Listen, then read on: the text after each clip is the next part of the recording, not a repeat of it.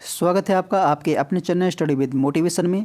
तो इस वीडियो में बात करने वाले हैं इंडियन रेलवे से एएलपी की जो न्यू वैकेंसी आई हुई है 2024 की, तो उसके बारे में, क्योंकि उसका जो फुल नोटिफिकेशन है वो जारी हो चुका है।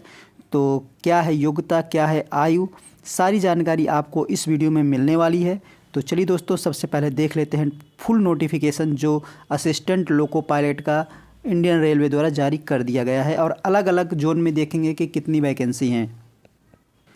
तो आखिरकार लंबे इंतज़ार के बाद government railway requirement board ministry of railway ने एएलपी असिस्टेंट लोको पायलट का जो विज्ञापन है वो जारी कर दिया गया है। यहाँ पर आप देख सकते हैं कि CEN नंबर 01/2024, और यहाँ पर जो टोटल वैकेंसी हैं वो कितनी हैं और ऑनलाइन आवेदन आपके कब से शुरू हो रहे हैं।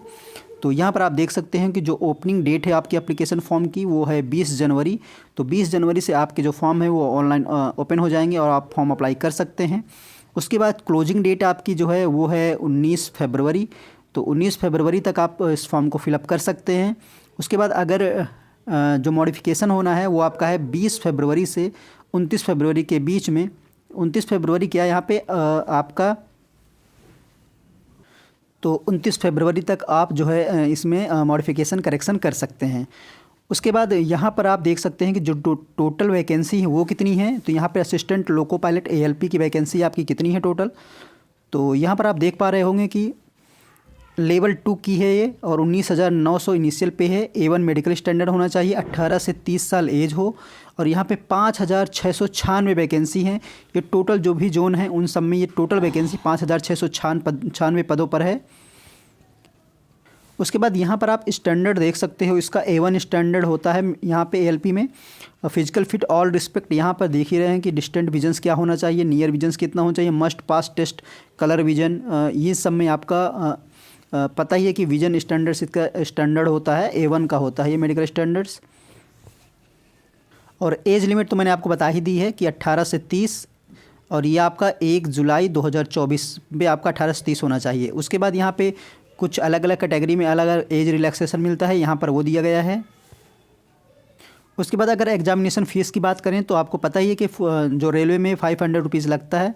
उसके बाद अगर आप जो फर्स्ट स्टेज होती है अगर उसमें आप एलिजिबल होते हैं तो यहाँ पे आपको 250 ही है, जैसे यहाँ पे दिया हुआ है आपका। हाँ, तो यहाँ पर दोस्तों दिया हुआ है कि 500 amount 400 shall be refunded duly deducting bank charges on appearing first stage में। अगर आप अपेयर करते हैं तो 400 आपका बैंक में रिफ़र कर दिया जाएगा, बाकी आपका 100 रुपये ही लगेगा। तो 500 रुपीज़ है। और उसके बाद सेम यहाँ पर आप देख रहे हैं कि यहाँ पर वुमेंस की फ़ीस है जो आपकी 250 रुपीज़ है। तो यहाँ पर आपका जो बैंक चार्जेज उसको बैंक चार्जेस कट करके बाकी आपका रिफ़ंड कर दिया जाएगा। ये आपका SC ST ex serviceman female transgender के लिए है, और बाकी आप यहाँ पे ऊपर देख सकते हैं। उसके बाद एएलपी के लिए जो रिक्वायरमेंट प्रोसेस है वो क्या है, यहाँ पर आप देख सकते हैं। फर्स्ट स्टेज आपका CBT 1 होगा, सेकंड स्टेज आपका CBT 2 होगा, उसके बाद कंप्यूटर बेस्ड एप्टीट्यूड टेस्ट होगा, उसके बाद डॉक्यूमेंट वेरिफिकेशन, फिर आपका मेडिकल एग्जामिनेशन होगा।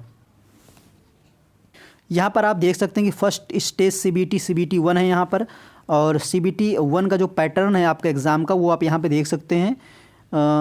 Duration 60 minutes, number of question 75, maximum marks आपके 75 का 1 मार्क्स का पर क्वेश्चन होगा। 1/3 आपकी नेगेटिव मार्किंग है। ये आपका CBT 1 का है। उसके बाद यहाँ पे डिटेल सिलेबस आप देख सकते हैं। उसके बाद सेकेंड स्टेज आपकी CBT 2 होगी। CBT 2 आपका क्या होगा, short listing of candidate CBT 2 shall be done RRB wise and community wise as per their normalize marks and merit. In CBT 1 में जो मेरिट बनेगी वहाँ पे आपका शॉर्ट लिस्टेड किया जाएगा कैंडिडेट को, और CBT 2 के लिए वो कैंडिडेट अपीयर होंगे। उसके बाद इसका जो एग्ज़ाम पैटर्न है वो आप देख सकते हैं यहाँ पे। ये एग्ज़ाम पैटर्न है यहाँ पे।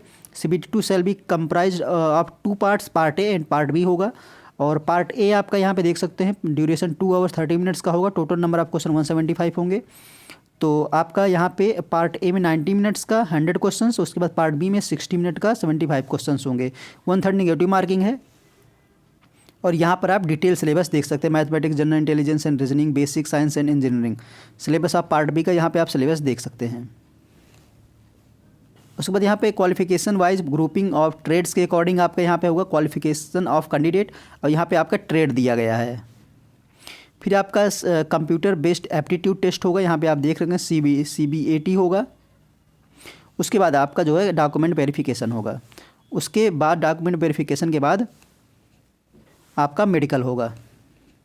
उसके बाद अगर क्वालिफ़िकेशन की बात करें तो असिस्टेंट लोको पायलट के लिए क्वालिफ़िकेशन यहाँ पर आप देख सकते हैं, matriculations SSL plus ITI from recognised institute. यहाँ पे आप देख सकते हैं इलेक्ट्रीशियंस, इंस्ट्रूमेंट्स, मैकेनिक, फिटर, उसके बाद मेंटेनेंस मैकेनिक, उसके बाद यहाँ पे इलेक्ट्रॉनिक्स मैकेनिक, सारी ट्रेड आप यहाँ पे देख सकते हैं। साथ ही साथ आपका या फिर आपका यहाँ पे matriculation SSL plus course plus complete act apprenticeship in trades mentioned above. फिर यहाँ पे और करके देख सकते हैं डिप्लोमा वालों के लिए भी ये 3 इयर्स डिप्लोमा। उसके बाद यहाँ पर आप डिग्री जिनके पास है वो भी इस फॉर्म को फिलअप कर सकते हैं। तो ये हो गई जो मिनिमम एजुकेशन क्वालिफिकेशन की बात। उसके बाद यहाँ पर आप जो है RRB and zone wise vacancy detail में आप देख सकते हैं कि अहमदाबाद की अगर बात करें तो कितनी वैकेंसी हैं टोटल यहाँ पे। तो यहाँ पे अहमदाबाद की अगर हम बात करें तो अहमदाबाद में यहाँ पे आप देख सकते हैं कि टोटल 238 है। अजमेर में यहाँ पे देख सकते हैं कि 228 हैं।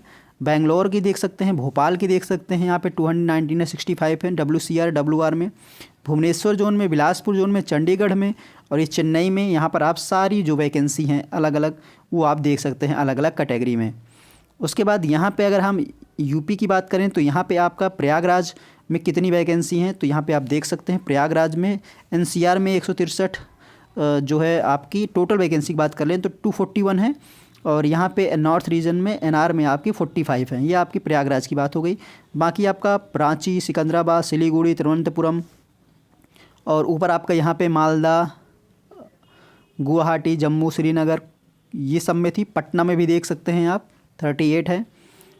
उसके बाद रांची, सिकंदराबाद, सिलीगुड़ी, तिरुवनंतपुरम में ये सारी वैकेंसी आप डिटेल में देख सकते हैं कि किस जोन में कितनी वैकेंसी हैं। एक पॉइंट दोस्तों मैं आपको और बता दूं, यहाँ पर आप देख सकते हैं कि application must be submitted online only through the RRB website listed in para 13F। Candidate can apply to only one RRB। केवल आप एक RRB से फॉर्म को अप्लाई कर सकते हैं। ओनली 1 एप्लीकेशन पर कैंडिडेट। तो एक कैंडिडेट केवल एक ही एप्लीकेशन को फिल कर सकता है।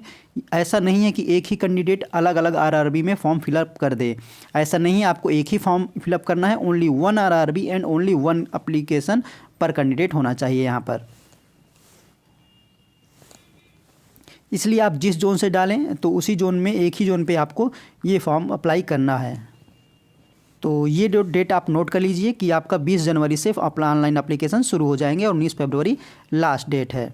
तो ये कुछ महत्वपूर्ण जानकारी थी जो मुझे आप लोगों के साथ शेयर करनी थी। तो वीडियो आपको कैसा लगा? अगर पसंद आया दोस्तों तो लाइक कर लीजिएगा और इस वीडियो को ज़्यादा से ज़्यादा लोगों को शेयर करिएगा। अगर आप चैनल पर नए हो तो चैनल को सब्सक्राइब कर लीजिएगा, क्योंकि जो भी लेटेस्ट अपडेट होगी वो आपके इस चैनल के माध्यम से मिलती रहेगी। तो चलिए दोस्तों फिर मिलते हैं आपसे नेक्स्ट वीडियो में। जय हिंद।